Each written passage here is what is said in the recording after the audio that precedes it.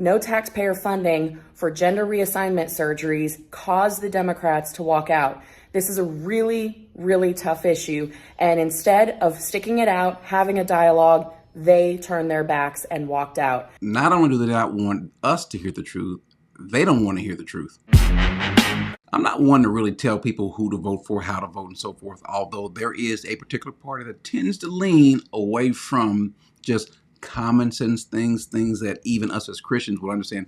This is godly, this is ungodly. They tend to have some of the more ungodly things in their categories. Is that to say that the Republican Party is a righteous party? It's a party of God? No, I'm not saying that at all. But we've got some problems with one particular part of our community or one particular part of Congress, that is the Democratic Party. Representative Kat Gammack is in a hearing, and they're talking about this issue of gender reassignment surgery and so forth, and they're wanting to vote to fund certain things of it. She didn't want that, obviously. And what she does is she brings in an expert. She brings in a video of an expert who happens to be on their side, an expert who is in the LGBTQ community. Obviously, that particular party, the Democratic Party, affirms that community, not even more than anyone else, but they just do so in general. And so she's playing a video from someone who is clearly part of that party, or at least ideologically identifies with this particular person. And so they don't want to hear it. As a matter of fact, as she's trying to play it, what do they want to do? They vote to not hear it, but it's her time. She has the right to offer up what she wants to. She has the right to say what she wants to, or to play a video, or to put a slide presentation on, what have you, or she can yield her time to someone else. And so what she's really doing is she's, in essence, giving this person the floor by way of video. And he's basically saying that we don't know what we're doing. This is basically, we're just guessing. We're trying some things out, and we're trying some things out on children. The guy saying this is difficult when it comes to children. No taxpayer funding for gender reassignment surgeries caused the Democrats to walk out. This is a really, really tough issue. And instead of sticking it out, having a dialogue, they turned their backs and walked out. So check this video out. It is totally worth the watch. It really shows just how far we have to go in getting this country back on track. Chair recognizes Ms. Gammack for 5 minutes on the amendment. Thank you, Madam Chairwoman. I am so grateful to my colleagues, Representative Crenshaw for his leadership on this bill, and all of my colleagues here who are supporting funding for our children's hospitals. I want to reiterate again that nothing in this bill would prohibit a child with gender dysphoria from receiving proper mental and behavioral health care services. The underlying text is limited to experimental medical intervention, specifically using puberty blockers, hormone therapies, and surgeries to change a child's gender. And it was mentioned several times from my colleagues on the other side of the aisle that we don't understand this process. And so for the sake of clarity, really, I'd like to show a video, a brief interview that was conducted by an expert in gender reassignment surgeries from Oregon's healthcare system. Madam Chair. Madam Chair. I object. I move that the committee adjourn. This has turned into a circus. I move that the committee be adjourned. It's official. It's official testimony. Madam Chair, can I just ask? Madam Chair, without objection, I would like to. Okay. I would like to play this Committee video. will come to order. I was going Motion to adjourn is not debatable, right? So I have to ask. Okay, so Ms. Gammack Madam controls Chair. the time. She gets her 5 minutes, and then we'll move to Madam the Chair. vote on the motion Madam to Chair. adjourn.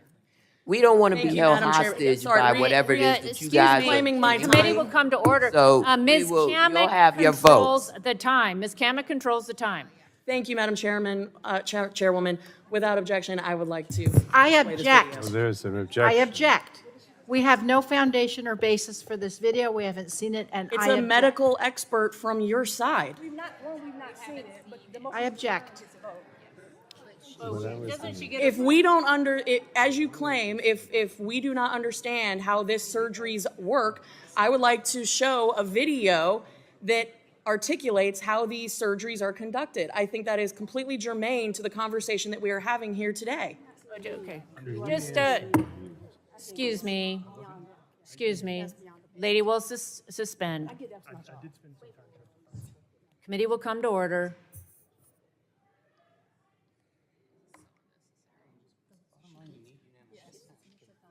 Okay, so Ms. Kamick gets to finish her 5 minutes, and then we will proceed. Thank you. Please play the video. You objected to the video.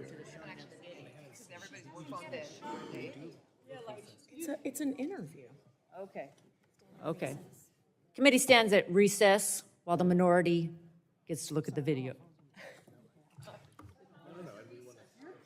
Committee will come to order.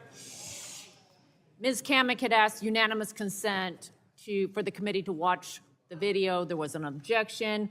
I'm going to yield now to Mr. Pallone for the purposes of his objection. I looked at the video, but I insist on my objection because I have to be honest, I don't even understand what the person is saying. It's all, to me, it's just almost impossible for us to understand what he's saying and how it relates to what we're discussing here. Even the authentication is difficult, so I insist on the objection, Madam Chair. Instead of a unanimous consent, the committee, I'm going to ask then that the committee vote as to whether or not to see the video. The clerk will report the vote. Chair Rogers, on that vote, there are 26 ayes and 18 noes. The ayes have it. We will watch the video. Okay. Now, the fact that the Democrats, even before they've heard it, don't want to hear it, they don't want anything to sway their opinion, but even more so, they don't want to be guilty of having heard this and then ignoring it. But the one thing that is very new is genital surgery in someone that has underwent pubertal suppression. I do facial, chest surgery, and genital surgery. But the majority of my practice and sort of where my passion lies is really genital surgery cases. So I do a lot of vaginoplasty and a lot of phalloplasty. I would just say they're expanding in either direction. So yeah, a lot of adolescents presenting for surgical intervention, but also a lot of people that are like in their 70s sometimes coming in for genital surgery, and then everything in between. But the adolescents for sure present some unique challenges. Obviously, there's great evidence supporting pubertal suppression for a whole variety of benefits. But the one thing that is very new is genital surgery in someone that has underwent pubertal suppression. Not so much an issue in someone with assigned female at birth anatomy that undergoes a phalloplasty, because we're creating something with a free tissue transfer or a flap anyway, but a much bigger issue for an individual that's undergoing a penile inversion vaginoplasty. Because we use all of that tissue to basically create the vulva as well as line the internal vaginal canal. And as a specialty, those of us that do a fairly high volume of genital gender affirming surgery, we've maybe done a handful of pubertally suppressed adolescents as a field, and no one's published on it yet. OHSU we're just putting our first series together as we're kind of learning and figuring out what works. But it's really changing things because you don't have enough tissue to line the vaginal canal. So you either have to take a skin graft or take skin from elsewhere or use some artificial product. The way that we're dealing with it is by using a robot, and we're basically performing intra-abdominal components of the surgery. So we're using peritoneum, which is the inner lining of the abdomen, to line most of the vaginal canal. And by doing that, that allows us to use all of the remaining tissue externally to create a vulva and try to make also an aesthetic result. Last week from Dr. Blair Peters, who is a gender affirming surgery expert at the University of Oregon's Health and Science Division. Earlier today, just a few minutes ago, our colleagues on the left said that we didn't know what we were talking about. So when presented with a video that details exactly what it means to conduct surgery on a minor for gender affirming surgery, they left the room. They don't want the facts. And as you heard from the specialist who does these surgeries, they don't know what they don't know.